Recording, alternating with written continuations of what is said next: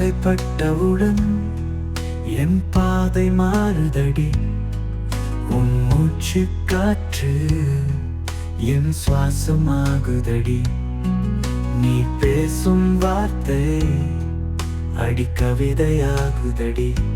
கனியே கயல் விழியே காதல் பேசும் பூங்கொடியே.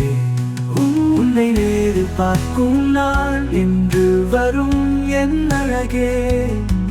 உன்னை நேற்று பார்த்தது போல் கண்ணில் நிற்கிறதே அடியே.